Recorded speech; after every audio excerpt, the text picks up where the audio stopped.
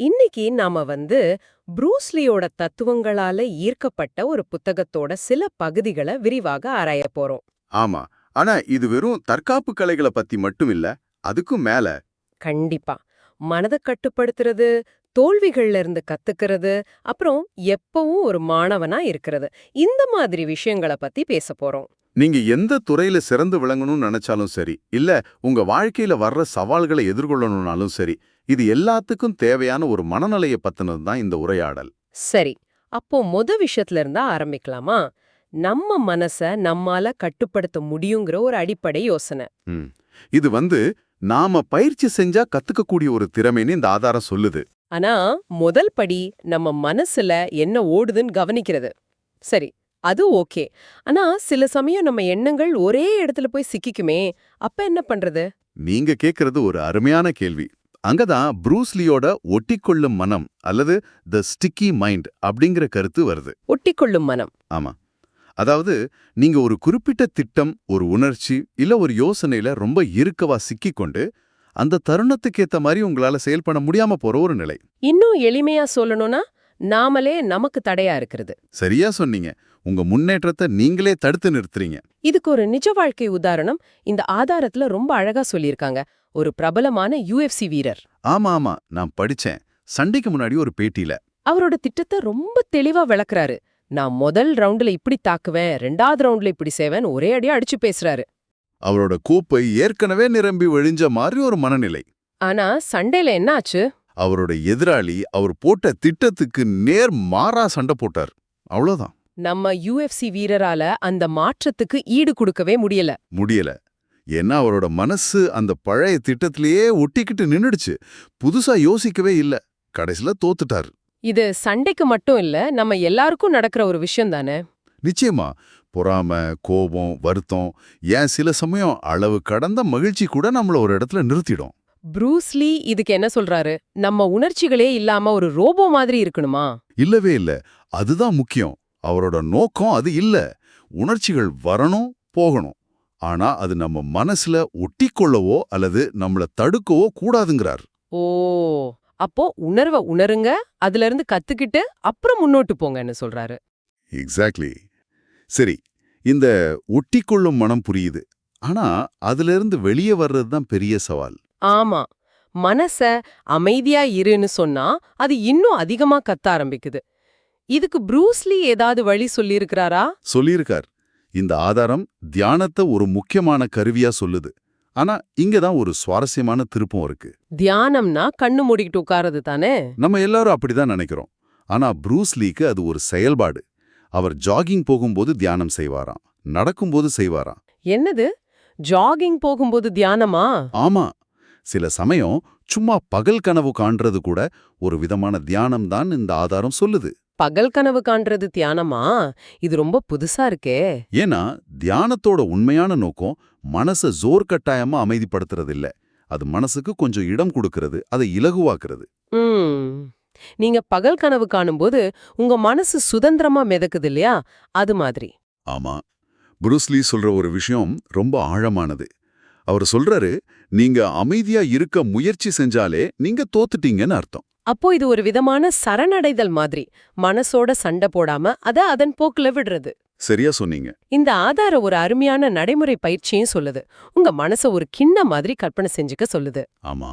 அப்புறம் ப்ரூஸ்லியோட அந்த பிரபலமான மேற்கோள், உங்கள் மனதை காலி செய்யுங்கள், உருவமற்ற வடிவமற்ற நீரை போல இருங்கள். அந்த மேற்கோளை பயன்படுத்தி நம்ம கவலைகள் எல்லாத்தையும் அந்த கிண்ணத்திலிருந்து வெளியே கொட்டிட்டு அத தெளிவான அமைதியான நீரால நிரப்புற மாதிரி கற்பனை பண்ணணும். இது கேட்கவே ரொம்ப இதமா இருக்கு. ஆனா இங்க காலி அல்லது வெறுமை அப்படிங்கிற வார்த்தையை நம்ம சரியா புரிஞ்சுக்கணும். அது ஒரு வெற்றிடம் இல்ல. அது ஒரு தொடர்ச்சியான செயல்பாடு. ஆமா. சரி, தவறு, நல்லது, கெட்டதுன்னு எல்லாத்தையும் ரெண்டா பிரிச்சு பார்க்கிற மனநிலையிலிருந்து வெளியே வர்றது. தீர்ப்பு அளிக்காம என்ன இருக்கிறதோ அதை அப்படியே பார்க்கறது. உண்மையிலேயே ப்ரூஸ்லிக்கு இந்த மாதிரியான ஒரு பார்வை அவரோட வாழ்க்கையிலே ஒரு பெரிய திருப்புமுனையை கொடுத்தது இல்லையா? நிச்சயமா. அந்த 1964 சண்டைய பத்தி பேசலாம்னு நினைக்கிறேன். அது வெறும் ஒரு சண்டை மட்டும் இல்ல. அவரோட முழு தத்துவமே உருவாக அதுதான் காரணமா இருந்துச்சு. நாம இதுவரைக்கும் பேசின எல்லா கருத்துக்களையும் அந்த ஒரு கதை ஒண்ணா இணைக்குது. அப்போ ப்ரூஸ்லீக்கு 24 வயசு, சான் பிரான்சிஸ்கோல ஒரு தற்காப்பு கலை பள்ளி நடத்திட்டு வர்றார். அங்க இருந்த பழமையான குங்ஃபு மாஸ்டர்களுக்கு இவரை கண்டாலே பிடிக்கல. ஏன்?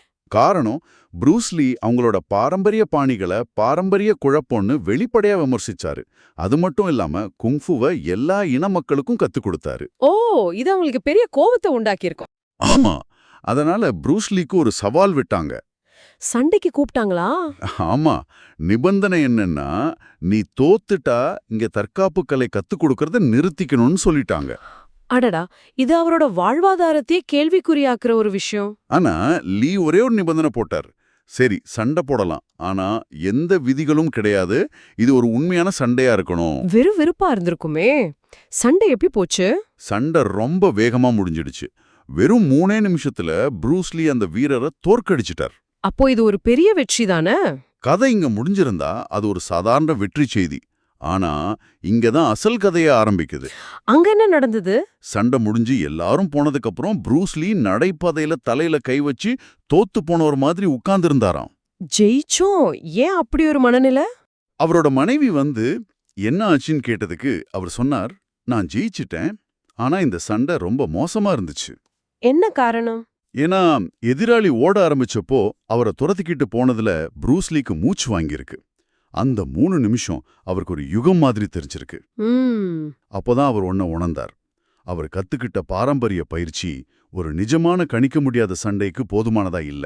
அடடா, அதாவது மத்தவங்க எல்லாரும் வெற்றியை கொண்டாடிட்டு இருந்தப்போ அவரு மட்டும் அதுக்குள்ள இருந்து குறைய ஆராய்ஞ்சிட்டு இருந்திருக்கார். சரியா சொன்னீங்க.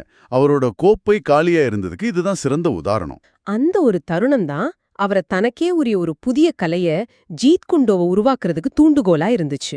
ஆமா, அந்த சுய பரிசோதனை இல்லனா நாம இன்னைக்கு அவர் பேரை அறிந்திருக்கவே மாட்டோம். இந்த மாபெரும் மாற்றத்தை அவர் எப்படி வெளிப்படுத்தினார்? ஏன்னா இது வெறும் மனசுக்குள்ள நடந்த ஒரு விஷயம் இல்லையா? இல்லவே இல்ல. அவர் இந்த மாற்றத்தை ஒரு சக்தி வாய்ந்த சின்னம் மூலமா வெளிப்படுத்தினார். சின்னமா? ஆமா, அவரோட நண்பர்கிட்ட தனக்காக ஒரு சிறிய கல்லறை செய்யும்படி கேட்டார். அடேயப்பா, கல்லறையா? தனக்காகவா? இது ஆச்சரியமா இருக்கு. ஆமா, இந்த ஆதாரத்துல நம்ம பாக்குற படம் அந்த கல்லறையோட வரைபடத்தை காட்டுது. தன்னோட பழைய வெர்ஷனே செத்து போச்சுன்னு சொல்ல ஒரு கல்லறை கட்டுற அளவுக்கு போயிருக்காரு. அது எவ்வளவு ஆழமான ஒரு சுய பரிசோதனையா இருந்திருக்கும். அதுல இருந்த வாசகம் இன்னும் ஆழமானது. என்ன எழுதியிருந்துச்சு? ஒரு காலத்தில் நெகிழ்வுத்தன்மையுடன் இருந்து பாரம்பரிய குழப்பத்தால் நெரிசப்பட்டு சிதைக்கப்பட்ட ஒரு மனிதனின் நினைவாக. இது ஒரு துக்கமான விஷயம் இல்ல, இது ஒரு கொண்டாட்டம். ஆமா, அவரோட பழைய இறுக்கமான சுயம் இறந்துடுச்சு. அதுக்கு பதிலா எந்த வடிவத்தையும் எடுத்துக்கக்கூடிய நெகிழ்வான, எப்பவும் கத்துக்க தயாரா இருக்கிற ஒரு புதிய மனிதன் பிறந்துட்டான்னு அவர் உலகத்துக்கு அறிவிச்சார். இதுதான் என்றென்றும் மாணவன் அப்படிங்கிற கருத்தோட ஆணிவேர் இல்லையா? 100%. லீ தன்னை யாரும் குரு அல்லது மாஸ்டர்னு கூப்பிடக்கூடாதுன்னு ரொம்ப உறுதியா இருந்தாரு. அவர் சொன்னாரு, நீங்க மலையோட உச்சிக்கு வந்துட்டீங்கன்னு சொன்னா அதுக்கப்புறம் கீழே இறங்குறத தவிர வேற வழி இல்ல. வாழ்க்கைய அவர் எப்படி பார்த்தாருன்னா, நாளுக்கு நாள் கொஞ்சம் கொஞ்சமா என்ன நானே உரிச்சு பார்க்கிற ஒரு சுய பரிசோதனை அப்படின்னு சொன்னார். ஒரு வெங்காயத்தோட அடுக்குகளை உரிக்கிற மாதிரி. இதுக்கு முடிவே கிடையாது. இதுதான் அவரோட மேதைமைக்கான காரணம். அவர் எப்பவும் கத்துக்கிட்டே இருந்ததால மத்தவங்க பார்க்க தவறின தொடர்புகளை அவரால பார்க்க முடிஞ்சது. குங்ஃபுவை மட்டும் பார்க்கல, மேற்கத்திய குத்துச்சண்டை, ஃபென்சிங், தத்துவம் எல்லாத்திலிருந்தும் கத்துக்கிட்டார். ஆமா, அவரு தொடர்ந்து வளர்ந்துட்டே இருந்தார். இந்த ஆதாரத்துல இருக்கிற அவரோட ஒரு மேற்கோள் எனக்கு ரொம்ப பிடிக்கும். அவர் சொல்றார், உண்மையா சொல்லணும்னா என் இறுதி எல்லை எங்க இருக்குன்னு எனக்கே தெரியாது. அப்போ இதுல இருந்து நீங்க, அதாவது நம்ம உரையாடலை கேட்டுட்டு இருக்கிற நீங்க என்ன எடுத்துக்கலாம்? இந்த என்றென்றும் மாணவன் மனநிலைய நம்ம வாழ்க்கையில ஏத்துக்கிறதாம். நம்ம வெற்றிகளை கூட கொண்டாட்டமா மட்டும் பார்க்காம அது ஒரு கத்துக்கிற வாய்ப்பா பார்க்கணும். மனசை திறந்து வச்சுக்கணும். சில சமயம் நம்மளோட ரொம்ப இறுக்கமான நம்பிக்கைகள் தான் நம்மள பின்னுக்கு இழுக்கிற பாரம்பரிய குழப்பமா இருக்கலாம்னு உணரணும். நீங்க சிந்திச்சு பார்க்கறதுக்காக ஒரு இறுதி எண்ணத்தோட இந்த உரையாடலை முடிக்கிறோம். இந்த ஆதாரம் என்ன சொல்லுதுன்னா, நம்ம பார்வை, அதாவது நம்ம கண்ணோட்டம் தான் நம்ம பிரச்சனைகளை தீர்க்கும்னு சொல்லுது. அதனால நீங்க உங்க மனசுல எடுத்துட்டு போக வேண்டிய கேள்வி இதுதான். உங்க சொந்த வாழ்க்கையில நீங்க ஒரு வெற்றின்னு நினைக்கிற அல்லது ஒரு விஷயத்துல எனக்கு எல்லாம் தெரியும்னு உறுதியா நம்புற ஒரு விஷயத்த ஒரு காலி கோப்பையோட மனநிலையில மறுபடியும் ஆராய முடியுமா? நீங்க ஏற்கனவே முழுசா அறிந்திருப்பதா நினைக்கிற அந்த விஷயத்தோட மேற்பரப்புக்கு அடியில இன்னும் என்னென்ன புதிய பாடங்கள் உங்களுக்காக காத்துக்கிட்டு இருக்கலாம்? யோசிச்சு பாருங்க.